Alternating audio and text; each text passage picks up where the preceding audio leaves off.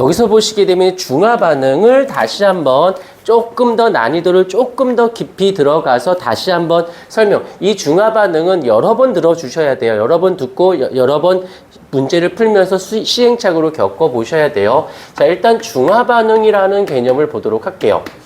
여기서 중화 반응이라는 개념은 일단 앞에서 배웠었던 개념이 들어와야 돼. 산과 산성 물질하고 그 다음에 염기성 물질이 반응을 하는데, 다시 한번 산성하면 떠오르는 단어가 무엇이냐면 반드시 전제 조건이 있어야 돼요. 수용액 상태에서 AQ, Aqueous Solution이라고 해서 수용액, 다시 아는 거지만 복습, 수용액 상태라는 말이 있는데, 이 수용액은 알지만 복습, 물에 녹는, 수용액 상태, 물에 녹은 상태, 물에 녹았다는 뜻이에요. 이렇게 되면 계속 들어주세요. 이런 일이 발생하게 되면 어떤 일이 발생하냐면 이온화가 되어져요. 이온화. 그래서 이온화라는 말의 뜻은 물속에 녹아 들어가서 양이온과 양이온하고 음이온하고 이렇게 나뉘는 거예요. 를 우리는 이온화된다라고 얘기를 합니다. 다시 키워드에서 별거 아닌 것 같은데 희한하게 여기저기 요긴하게 써먹거든. 수용액 상태에서 이온화가 일어나요. 수용액 상태에서 양이온과 음이온을 나누게 됩니다. 이때 우리가 알아야 되는 게 화학결합에는 공유결합, 이온결합, 금속결합이 있거든. 거기서 이제 이온결합만 얘기를 하는 것인데 계속 할게요. 이 산성 하면 제일 먼저 떠오르는 건 누구야? 수소의 양이온이죠. 아까 좀 전에. 그리고 양이온, 음이온 중에서 양이온은 이쪽에 썼어. 그러니까 산에 음이온이 있을 거예요. 그 다음에 염기성 하면 제일 먼저 떠오르는 건 수용액 상태에서 수산화 이온을 내놓죠. 이때 양이온과 음이온이 둘 다 있어야 되니까 여기서는 염기에 양이온이 여기에 이렇게 나뉜 거야. 얘가 이렇게 이온화가 일어났고 얘가 이렇게 이온화가 일어납니다. 까지 됐어요. 그때 여기 있는 수소 이온과 여기 있는 수산화 이온이 결합을 통해서 무엇이 만들어져? 물이 만들어지는 거죠. 그리고 여기 있는 산의 음이온 요 아이랑 염기의 양이온이 요 아이가 만나서 무엇이 돼? 염이라고 하는 물질이 만들어져요. 그래서 결국에는 산성과 염기성이 중합하게 되면 어떤 일이 발생해? 물이 발생을 하고요. 그 다음에 염이 생깁니다. 라고 얘기를 하는 겁니다. 여기까지는 되어졌고, 또 하나 이렇게 되어지는 과정 속에서 열이 발생해요. 열이 발생을 합니다.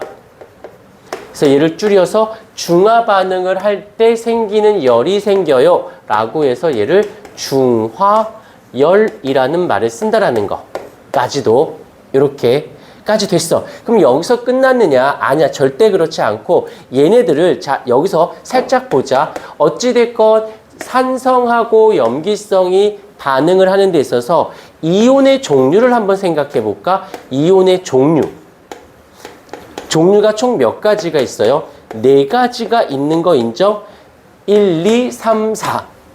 4가지가 있어. 그 중에 첫 번째 아이랑 두 번째 아이를 구별해 볼게요. 여기서 수소 이온과 수산화 이온. 일단 얘네들. 그 다음에 여기서는 산의 음이온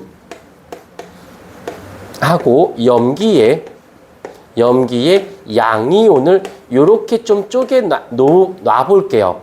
왜 그랬냐면 요 아이들은 어찌됐건 간에 어떻게 했냐면 반응에 참여를 했죠. 반응에 참여를 했어요. 그런데 얘는 반응에 참여하지 않고 반응에 참여 안 했어요. 반응에 참여를 하지 않았어요. 그래서 얘를 다른 말로 다르게 표현할게. 그대로라는 말을 잠깐 쓸게. 그대로야. 그대로 있어. 반응하지 않아. 그래서 얘네들을 이름을 붙여주기로 했대요. 얘를 반응에 참여했다라고 해서 실제로 반응에 참여했어. 알자 이온이라고 하기로 한 것이고, 여기서는 그대로 있어. 반응에 참여하지 않고 구경만 했다라고 해서 얘를 구경꾼 이온이라고 불렀어요. 그래서 약간의 차이점이 있습니다. 그래서 약간의 차이점인데 어마무지하게 중요한 부분이기도 해서 두 가지로, 종류는 총 4가지이지만 두 세트로 요거를 묶어서 알자 이온, 얘네 둘을 묶어서 구경꾼 이온이라고 했다라는 거까진 되어졌어요. 그래서 여기서 이제 차근차근히 교통 정리를 하는데, 여기서 제일 중요한 부분이 바로 누구냐면 사실은 요 아이야. 그러니까 통합과학 수준에서는 요쪽 라인을 갖고 문제를 풀지만 난이도를 높인다든지 심화 과정으로 간다든지 고등학교 2학년으로 간다든지 할 때는 얘를 가지고 출제하기보다는 얘를 갖고 출제하는 경향이 더 많고, 얘로 해석했을 때가 훨씬 더 안정적일 때가 많습니다. 그래서 난이도에 따라서 바뀔 수 있는데 기본적으로 얘네들은 좀 잡아놓고 가주셔야 돼. 오케이. 요거 좀 잡아주시고, 그 다음에 자, 예를 한번 들어보도록 이게를 example을 통해서 가볼게. 책에서는 지금 누가 있냐면, 염산하고 수산화 나트륨, 염산이 있고요. 그 다음에 수산화 나트륨이 있어요. 근데 잠깐만 봐봐. 요 아이, 자, 주의하나 할 게 있어. 이거 아주 간간히 나오는데 나올 때마다 헷갈리거든. CH3OH 하나 더 C2H5OH 딱 이랬으니까 요거 있네. 그 얘 염기성이네. 아니에요. 얘는 염기성이 얘가 있는데요. 수산화 이온이 있는데요. 왜 염기성이 아니에요? 나와 이런 문제. 내 책에도 있어. 일로 와볼까? 여기서 뭐라고 했냐면 수용액 상태에서 이온화가 돼서 양이온과 음이온이 돼야 돼. 그렇다면 얘네들은 어떤 물질이었던 거야? 이온 결합, 양이온과 음이온이 결합한 이온 결합 물질이니까 물속에 들어가서 이온, 양이온으로 나뉘는 거거든. 근데요, 얘네들을 자세히 봐라. 탄소는 금속이야, 비금속이야? 전자를 얻어. 탄소는 전자 얻는 애예요. 수소는 얻는 애예요. 다 얻는 애. 얘네들은 공유결합 물질입니다. 다 전자를 얻으려고 하는 아이들끼리의 결합이야. 그러니 얘가 가지고 있더라도 물속에 들어가서 이온으로 나뉘지 않습니다. 다시 얘네들은 공유결합이기 때문에 이온화가 되지 않아요. 그래서 염기성이 아니다라고 얘기하는 겁니다. 까먹어도 돼. 살짝 한번 썼다가 까먹고 문제 풀다가 이런 거 나오면 틀려. 그래서 뭐지? 들었던 것 본 것 같은데 요 정도만 해도 돼요. 지금 당장 모든 걸 다 기억하라고 하진 않아. 자, 이제 example로 가십시다. 얘로 갔어요. 그러니까 여기서 요거 풀 때, 자, 여기서 또 하나 꿀팁. 뭐가 있냐면 얘네들을 좀 더 빨리 푸는 방법, 안정적으로 푸는 방법이 있어요. 뭐가 있냐면 일단 얘네들을 이온화 시키려고 노력을 해주셔야 돼요. 이온화. 일단 양이온과 음이온으로 자꾸 나누는 연습이 익숙해져야 돼. 이거 중화반응 배우기보다 이렇게 이온화하는 연습이 더 많이 충실하게 잘 되어 있으면 이게 베이직이야. 밑에 딱 깔아져 있으면 그 다음 중화반응 할 때 한결 많이 부드러워져. 근데 이게 익숙치가 아는데 이온화를 시켜놓는 연습이 안 되어 있으면 중간에 굉장히 많이 고생해요. 그리고 돌아간다고 봐야 돼. 쭉 가면 될 거 굳이 돌아서 이온화를 하면서 가면 빨리빨리 가지는 거고, 이온화를 안 하는 연습이 돼 있으면 돌아가. 그러니까 고생한다라고 보시면 됩니다. 이온화 나오면 무조건 이온화 먼저 시켜버리는 거야. 어떻게? H+, Cl- 쓰고 여기서도 Na+, 그 다음에 OH- 일단 써놓고 출발합니다. 그러면 아니면 난 이것도 싫어? 그래, 지워줄게. 바꿔줄게. 어떻게? 이렇게 나오면 이렇게 해버려. 여기다가 플러스 마이너스. 그러면 어찌됐건 이온화를 시켰다는 뜻이잖아. 오케이? 해놓고 가는 거야. 라고 했을 때 일단 우리 처음 배우는 거니까 이렇게 됐어. 라고 할 때 이 단어 그대로 반응하지 않아. 그대로 있어. 그러니까 얘와 얘는 그대로 있는 거예요. 그리고 어떻게 돼? 얘와 얘가 알자 반응에 참여하지. 그러면 결국엔 어떻게 돼? 얘는 반응에 참여하지 않아요. 그대로 있어요. 그 다음에 얘네들끼리 반응을 해서 뭐가 돼? 물이 만들어지겠지. 오케이. 여기서 이다 보니까 물이 만들어지다 보니까 여기서 보면 이 수소 이온과 수산화 이온의 반응비는 몇 대 몇이야? 1대 1이어야 돼요. 얘가 10개 있고 얘가 20개 있어. 그렇다 하더라도 10개, 20개. 다시 하면 남학생이 10명 있고 여학생이 20명 있어. 그러면 커플은 몇 커플이 돼? 10커플밖에 안 되겠지?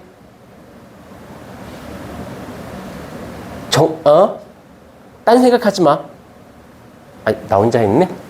1대1 반응이라는 거. 그래서 여기서 살짝 한다면 얘가 많으면 어떻게 돼? 자, 여기서 만약에 아직은 전문적인 용어를 안 배웠으니까 얘가 더 많아. 그럼 어떤 일이 생겨? Na 플러스랑 Cl 마이너스랑 그 다음에 얘가 남아 있겠지. 이해됐을까? 이번에는 얘가 더 많아. 수산화 나트륨이 더 많대요. 그러면 구경꾼 이온은 반응에 참여하지 않았으니까 그대로 있고 얘가 만약에 얘가 10개고 20개야. 그러면 얘가 더 남아 있겠죠. 그런데 여기서 얘랑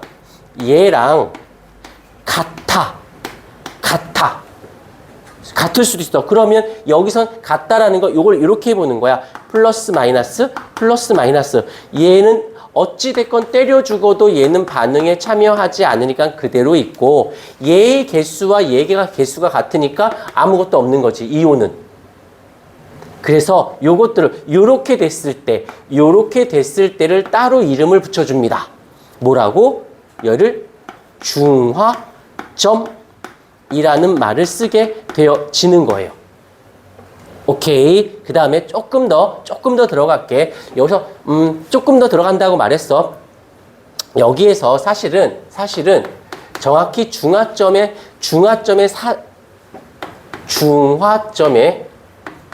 교과서적인 정의는 무엇이냐면 수소 이온의 개수와 정확히 몰수라고 하는데 우린 수로만 배울 거야. 수산화 이온의 수가 둘이 같은 상태. 다시 말하면 알지만 다 표현할게. 같았으니까 모두 다 물 됐으니까 얘나 얘가 있어요 없어요? 0인 상태지. 모두 다 물로 반응해 가버렸으니까. 그리고는 여기서는 이 중화점인 그 지점에서는 누구만 존재해? 구경꾼 이온만 있는 거죠. 이온만 존재를 하게 되어집니다. 이게 중화점인 지점인 거야. 이해가 됐을까? 당연히 이렇게 없어. 얘가 있으면 산성이고 얘가 있으면 염기성인데 수소 이온도 없고 수산화 이온도 없어. 그러니까 얘는 어떤 상태예요? 중성인 상태가 되어지겠지. 여기까지. 그 다음에 하던 얘기를 계속해. 스토리를 만들어 갈 거야. 근데 얘를 갖고 이제 뻗어 나가야 되는데 먼저 1차적으로 여기서 누가 나오냐면 얘가 나와요. 농도라는 개념이 나옵니다. 정확히로는 몰 농도인데 그것까지는 알 필요는 없고 그냥 농도만 따질 거야. 나중에 사실은 몰 농도를 가야 돼. 근데 지금 여기 심화 과정에서나 조금 나올 정도인데 아무튼 그래서 계약을 하게 되면 여기서 우리 잠깐 좀 이따 설명해 줄게. 먼저 농도는 어떻게 구하냐면 부피분의 몰수라는 개수를 따져요. 이걸 말할 때마다 귀찮아. 그래서 줄일게. 얘를 라지 M은 V분의 스몰 n이라고 쓸게요. 라지 M이 농도고 V가 부피, 스몰 n이 개수. 그러면 이걸 살짝 바꿔볼게요. 어떻게 바꿀 거냐면 이렇게 스몰 n을 두고 부피를 저쪽으로 넘기면 라지 M 곱하기 부피가 되겠지. 오케이. 여기까지는 그러면 이 중화점을 다시 다르게 표현할 수 있을 것 같아. 어떻게? 수소 이온의 수라는 말 대신에 얘의 농도의 부피는 여기서 수산화이온의 몰 농도 곱하기 부피랑 같다라고 해도 될까? 원래는 개수는 개수끼리 같지만 여기서 이 개수는 농도 곱하기 부피로 할 수 있거든. 그러면 잘 생각해 보자. 내가 이걸 1번이라고 하고 얘를 2번이라고 할게. 너희가 문제를 만드시는 선생님이라고 생각해 보자. 그러면 1번으로 문제 낼래요? 농도 부피로 2번 갖고 문제 낼래요? 너희가 학생이라면 뭘로 나왔으면 좋겠어? 얘로 나왔으면 좋겠지. 개수니까 몇 개 내 하면 끝인 거야. 그런데 선생님이라면 농도 곱하기 부피를 낸다는 거지. 그러면 얘의 농도 부피, 여기서는 얘의 개수 끝인데 해서 농도 부피 다 나오는 거지. 좀 번잡스럽죠? 입장 바꿔 생각해 줘야 돼. 너희가 문제 푸는, 지금 시험 때는 너희가 문제 푸는 입장이 되겠지만 연습할 때는 출제자의 의도를 파악해 주고 개념이 저렇게 나왔을 때 문제가 왜? 그래야 좀 더 번잡스럽고 그래야 좀 헷갈리고 그래야 아이들이 차별이 생길 수 있으니까. 그러니까 중학교 때는 솔직히 말하면 그냥 열심히만 공부해도 솔직히 과학 같은 경우 중학교 때 평소 때 공부하니 시험 때만 공부하니 영어 수학을 제외하고는 시험 때만 열심히 하잖아. 그건 무시하는 게 아니라 대부분의 아이들이 그래. 하지만 고등학교 때는 시험 때만 해서 성적을 절대 나올 수가 없어요. 때려 죽어도. 두 번째, 열심히만 하는 건 아무런 의미가 없어요. 솔직히 열심히 안 하는 애가 얼마나 있다고. 해 나름 다들 열심히 해. 자, 고등학교 때는 정말 진짜야. 벼락치기에서 성공할 수 없어요. 잠깐만. 여보세요? 나 수업 중이에요. 이따 내가 전화할게요. 아, 예. 네. 나도 전화 오는 사람이 있어. 난 괜히 핸드폰을 무제한으로 했나 봐. 핸드폰 요금제가. 게임도 안 해. 핸드폰 볼 일이 없어요. 요금제를 바꾸면 모르겠다. 아무튼. 자, 고등학교 때는 정말 부탁인데 벼락치기가 절대 성공할 수 없어요. 두 번째, 열심히 하는 애들, 열심히가 중요한 게 아니라 어떻게 하느냐가 되게 중요해. 여기서 어떻게라는 것은 잘 생각해야 돼. 내 방식대로 하시면 안 돼요. 내가 하던 대로 하면 무조건 망가져요. 참고로 내가 2002년도에 원장이 됐다. 그전엔 강사였고. 난 이 집만 해봐서 알아. 그리고 지금 30년째 돼가고 있거든. 대학교 때서부터 하면 아무튼 그래. 지 맘대로 해서 성적 오르거나 좋은 대학교 간 애들 지금까지 내가 난 처음 스타트를 재수종합반에서 스타트를 끊었거든. 너희 일반 학생, 고등학생, 중학생을 상대로 한 게 난 재수생부터 시작을 했는데 걔네들부터 시작해서 중학생들까지 다 가르쳐 봤지만 절대 내 방식대로 공부하시면 안 돼요. 그거 고집 피우잖아? 1학년 때까지는 그래도 어떻게든 울고 먹는다? 2학년 되면 단 한 명도 지 방법대로 해서 2학년 때 오르는, 나는 할 수 있어. 그렇게 따지면 지침서라는 게 필요 없겠죠? 방법을 바꿔야 돼. 왜냐면 중학교 때나 고1 때까지 아니, 모르니, 풀어봤니, 외워봤니, 얼마큼 풀어봤니, 이걸로 성적이 나오고 점수가 나오지만 1학년부터 난이도 높은 문제들, 2학년부터는 이 문제를 내신 분의 의도가 파악이 안 되면 문제가 안 풀려요. 그러니까 내 생각으로 그 문제를 보는 게 아니라 문제를 먼저 풀려고 하는 게 아니라 이 문제의 의도가 문제를 먼저 생각해야 돼요. 그래서 그 의도에 맞게 문제를 접근해야지 그냥 푸는 건 안 돼요. 다시 1학년 때는 최상위권 문제, 너희들이 문제가 어려워서 틀린 것들은 어려워서가 아니라 그 문제의 의도 파악이 안 되니까 읽어도 뭔 말인지 몰라서 틀린 거야. 물론 실수해서 틀린 건 경험부적인 거고, 그런데 2학년 때서부터는요, 그 의도 파악 문제가 30%가 넘어가져요. 30%가. 30%, 근데 여기서 작살나기 시작하면 등급은 안녕되는 거야. 근데 모의고사나 수능 쪽으로 가잖아, 거의 40%를 넘어버려요. 왜 너희들이 선배 얘기 들으면 수능 어려워. 내신도 안 되는데 무슨 수능. 내신하고 수능하고 내용 똑같아요. 내용은. 다를 게 한 개도 없어. 근데 왜 내신은 할 만한다고 하는데 모의고사나 수능은 어렵다고 할까? 의도 파악 연습이 안 된 애들은 모의고사를 못 풀어요. 틀려도 다 작살나는 거야. 근데 어떤 애들이 있다? 어떤 애들이면 내신 성적보다 모의고사가 좋은 애들이 있어. 얘네들은 의도 파악이 잘 되는 거야. 그런 애들이 있다라는 거 잊지 않도록 하시고, 자, 잠깐 딴소리 좀 했어요. 요렇게 되어져서 문제를, 그렇다면 우리가 해야 될 목표 지향점은 요거야. 그래서 만약에 문제 나왔는데 뭐 부피가 어쩌고 농도가 어쩌고 막 불편하게 나와가 아니라 나올 게 나온 거야. 근데 개수만 갖고 출제했어? 에이, 난이도를 낮추셨구나. 그럼 나만 풀기 좋을까? 아니야, 다른 애들도 풀기 좋을 거야. 그럼 분별력이 없는 문제지. 미안해, 이런 말 아무나 풀 수 있는 문제야. 그게 뭐 안심이야. 아무나 못 푸는 걸 내가 풀었을 때가 우위에 쓰는 거고 안심이 되는 거 아닐까? 요거에 대한 접근이 꼭 있어야 된다는 거. 일단 필기 먼저 하시고 좀 더 살을 붙여 드리도록 할게요. 요거 좀 꺼줄래요? 요거 좀 버튼 동현아, 아무나